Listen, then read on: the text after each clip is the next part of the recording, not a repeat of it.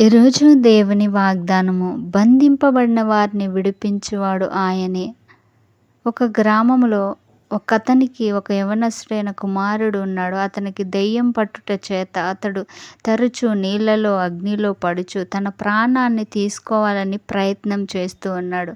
ఆ తండ్రి దేవుని యొద్దకు వచ్చి మొరపెట్టినప్పుడు దేవుడు ఆ బిడ్డని అద్భుతంగా ఆ దెయ్యముల నుండి విడిపించినప్పుడు అతడు స్వస్థపరిచిన వాడై మరి దేవుని ఎదుట నిలబడి ఉన్నాడు.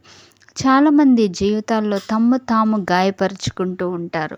బ్లేడ్ల చేత తమ చేతులు కోసుకుంటారు, ఉరి వేసుకోవాలనుకుంటారు. లేదంటే డ్రగ్స్ చేత, వ్యభిచారం చేత తమ జీవితాలను తామే పాడు చేసుకుంటూ ఉంటారు. ఇవన్నీ కూడా దేవుని క్రియలు కాదు, అపవాది క్రియలు మాత్రమే. నిన్ను నీవు గాయపరుచుకుంటున్నావా? అనాలోచనగా ఎక్కడో ఆలోచిస్తూ ఉంటూ చనిపోతే మంచిది, నన్ను నేను గాయపరుచుకుంటే మంచిది, మరి నా తల గోడకేసి కొట్టుకుంటే మంచిదే అని నువ్వు తలస్తే నీలో ఉన్నది దేవుని ఆత్మ కాదు. నీ సమస్య ఏదైనా దేవునికి అప్పగించు. ఆయన నిన్ను విడిపిస్తాడు, రక్షిస్తాడు. కాబట్టి దేవుడు నిన్ను విడిపించడానికి నీ యొద్దకు వస్తున్నాడు. నీ సమయాన్ని దేవునికి ఇవ్వు, నువ్వు విడిపించబడతావు. ఆమేన్.